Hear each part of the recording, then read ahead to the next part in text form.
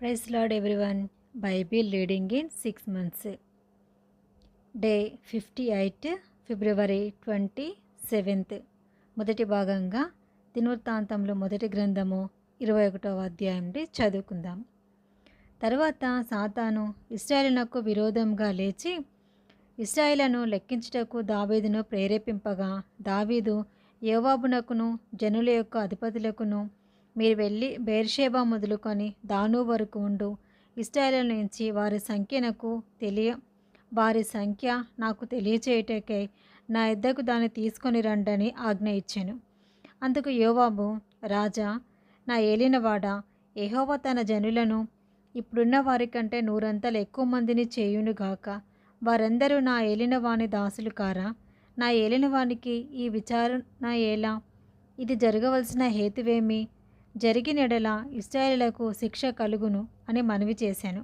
అయినను యోవాబు మాట చెల్లక రాజు మాటయే చెల్లెను. కనుక యోవాబు ఇశ్రాయేలు దేశమంతటా సంచరించి తిరిగి యెరూషలేమునకు వచ్చి జనుల సంఖ్య వెరసి దావీదునకు అప్పగించెను.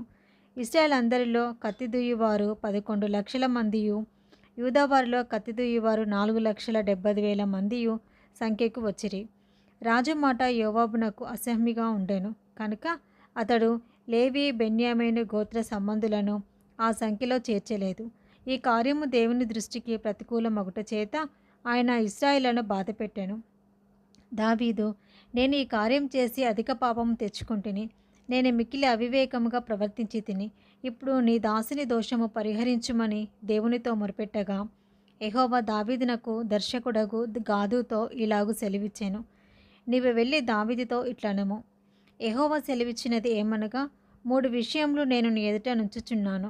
వాటిలో ఒక దానిని నీవు కోరుకొని నెడల దాని నీకు చేయుదును. కావున గాదు దావీదునొద్దకు వచ్చి ఇట్లనెను, 3 ఏండ్ల పాటు కరువు కలుగుట, 3 నెలల పాటు నీ శత్రువులు కత్తి దూసి నిన్ను తరుమగా నీవు వారెదుట నిలవలేక నశించిపోవుట, 3 దినముల పాటు దేశమందు యెహోవా కత్తి అనగా తెగులు నిలుచుట చేత యెహోవా దూత ఇశ్రాయేలుల దేశమంతటా నాశనము కలుగజేయుట అని వీటిలో ఒక దానిని నీవు కోరుకొనుమని యెహోవా సెలవిచ్చుచున్నాడు. కావున నన్ను పంపిన వానికి నేను ఏమి ప్రత్యుత్తరం ఇయ్యవలెనో దాన్ని యోచించుము. అందుకు దావీదు, నేను మిక్కిలి ఇరుకులో చిక్కి ఉన్నాను. యెహోవా మహాకృపగలవాడు. నేను మనుషుల చేతిలో పడక ఆయన చేతిలోనే పడుదునుగాక అని గాదుతో అనెను.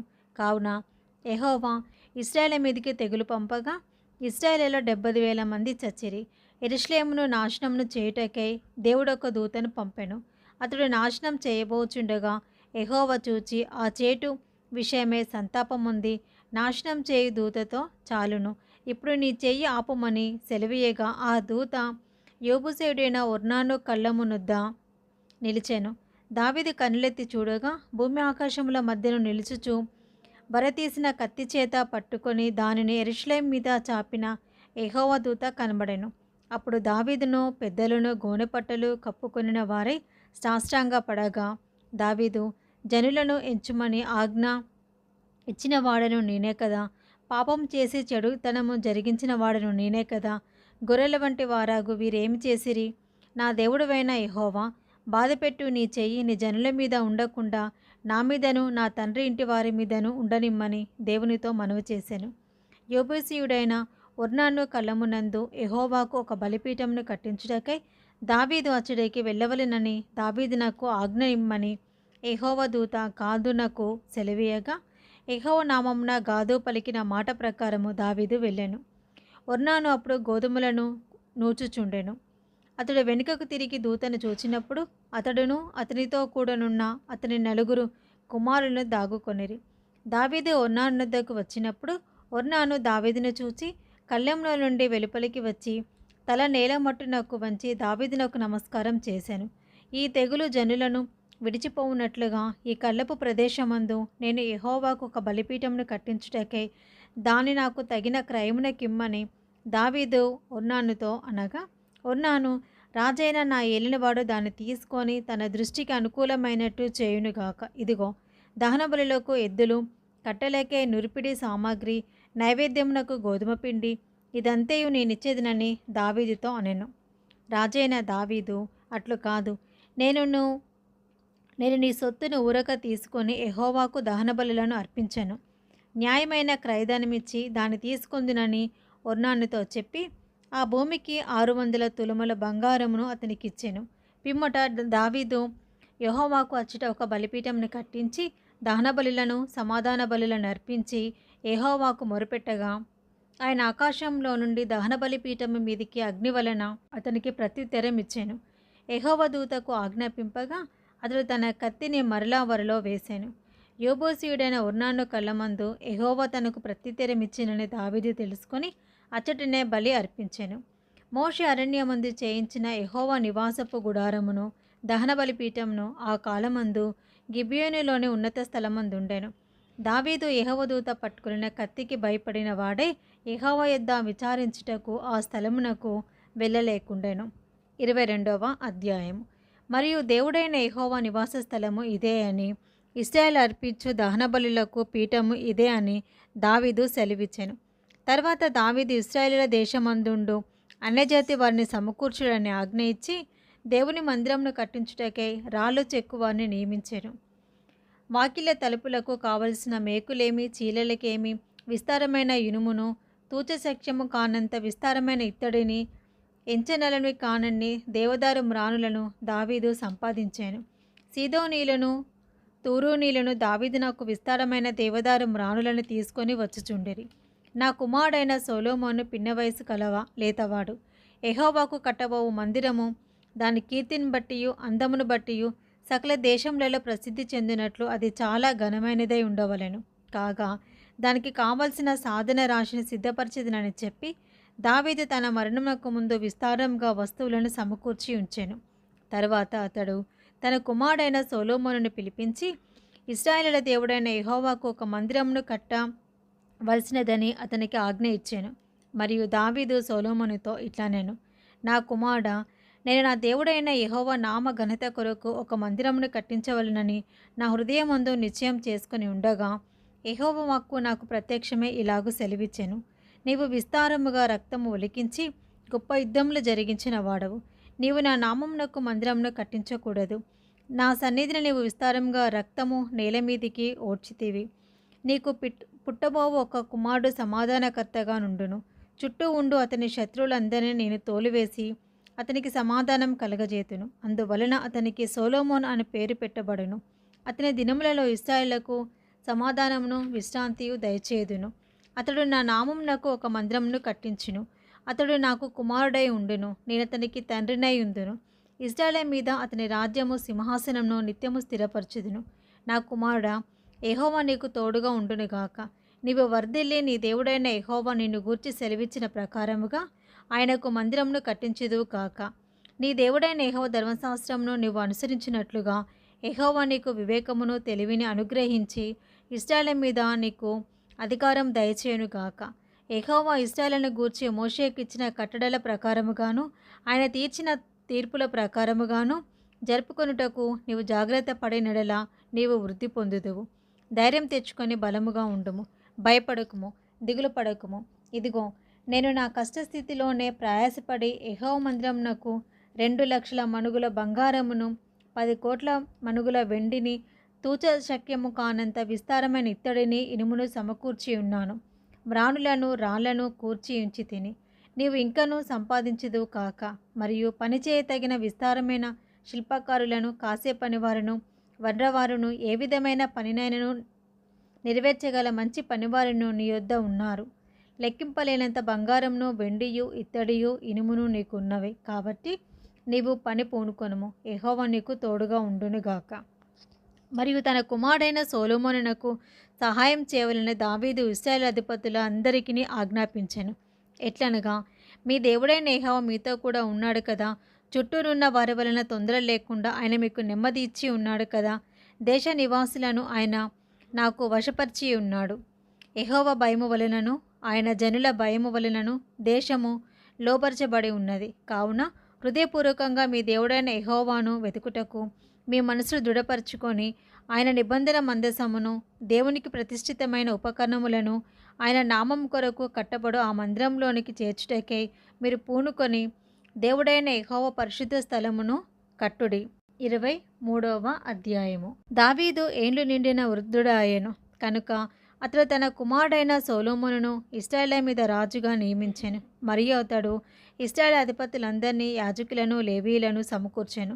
అప్పుడు లేవీయులు 30 సంవత్సరములు మొదలుకొని అంతకు పైవయస్సు గలవారు కవిలేలో చేర్చబడిరి. వారి సంఖ్య 38,000 పురుషులు. వీరిలో 24,000 మంది యెహోవా మందిరపు పని విచారించువారుగాను, 6,000 మంది అధిపతులుగాను, న్యాయాధిపతులుగాను ఉండిరి. 4,000 మంది ద్వారపాలకులుగా నియమింపబడిరి. మరి 4,000 మంది స్తుతి చేయు నిమిత్తమై దావీదు చేయించిన వాద్య విశేషములతో యెహోవాను స్తుతించువారుగా నియమింపబడిరి. గెర్షోను, కహాతు, మెరారీయులు అను లేవీలలో దావీదు వారిని వరుసలుగా విభాగించెను. గెర్షోనీలలో లద్దాను, షిమి అనువారుండిరి. లద్దాను కుమారులు 3. పెద్దవాడగు యెహీయేలు, జేతాము, యోవేలు. షిమి కుమారులు 3. షెలోమితు, హజీయేలు, హారాను. వీరు లద్దాను వంశం యొక్క పితరుల పెద్దలు. యాహాతు, జీనా, యూషు, బెరీయా అను 4 షిమి కుమారులు. యాహాతు పెద్దవాడు, జీనా రెండవవాడు. యూషునకును బెరీయాకును కుమారులు అనేకులు లేకపోయిరి కనుక తమ పితరుల ఇంటి వారిలో వారు ఒక వంశముగా ఎంచబడిరి. కహాతు కుమారులు 4. అమ్రాము, ఇస్సాహారు, హెబ్రోను, ఉజ్జియేలు. అమ్రాము కుమారులు అహరోను, మోషే. అహరోనును అతని కుమారులను నిత్యము అతి పరిశుద్ధమైన వస్తువులను ప్రతిష్ఠించుటకును, యెహోవా సన్నిధిని ధూపం వేయుటకును, ఆయన సేవ జరిగించుటకును, ఆయన నామమును బట్టి జనులను దీవించుటకును ప్రత్యేకింపబడిరి. దైవజనుడగు మోషే సంతతి వారు లేవీ గోత్రపు వారిలో ఎంచబడిరి. మోషే కుమారులు గెర్షోము, ఎలియేజరు. గెర్షోము కుమారులలో షేబు, ఏలు పెద్దవాడు. ఎలియేజరు కుమారులలో రెహబ్యా అను పెద్దవాడు తప్ప ఇక కుమారులు అతనికి లేకపోయిరి. అయితే రెహబ్యాకు అనేక మంది కుమారులుండిరి. ఇస్సాహారు కుమారులలో షెలోమీతు పెద్దవాడు. హెబ్రోను కుమారులలో ఎరీయా పెద్దవాడు. అమర్యా రెండవవాడు. యహాజీయేలు 3వవాడు. ఎక్మేయాము 4వవాడు. ఉజ్జియేలు కుమారులలో మీకా పెద్దవాడు. యెషియా రెండవవాడు. మెరారి కుమారులు మహాలి, మూషి. మహాలి కుమారులు ఎలియాజరు, కీషు. ఎలియాజరు చనిపోయినప్పుడు వానికి కుమార్తెలుండిరి కానీ కుమారులు లేకపోయిరి. కీషు కుమారులైన వారి సహోదరులు వారిని వివాహం చేసుకునిరి. మూషి కుమారులు 3. మహాలి, ఏదేరు, ఎరీమోతు. వీరు తమ పితరుల ఇంటి వారిని బట్టి లేవీలుగా ఎంచబడిరి. పితరుల ఇండ్లకు పెద్దలైన వీరు 20 సంవత్సరములు మొదలుకొని అంతకు పై వయసు కలవారై తమ తమ పేరుల లెక్క ప్రకారము ఒక్కొక్కరుగా నించబడి యెహోవా మందిరపు సేవ చేయు పనివారై ఉండిరి. ఇశ్రాయేలు దేవుడైన యెహోవా తన జనులకు నెమ్మది దయచేసి ఉన్నాడు కనుక వారు నిత్యము యెరూషలేములో నివాసం చేయుదురనియు, లేవీలు కూడా ఇక మీదట గుడారమునైనను దాని సేవ కొరకునైన ఉపకరణములైనను మోయు పని లేదనియు దావీదు సెలవిచ్చెను. దావీదిచ్చిన కడవరి ఆజ్ఞను బట్టి లేవీలలో 20 సంవత్సరములు మొదలుకొని అంతకు పై వయసు గలవారు ఎంచబడిరి.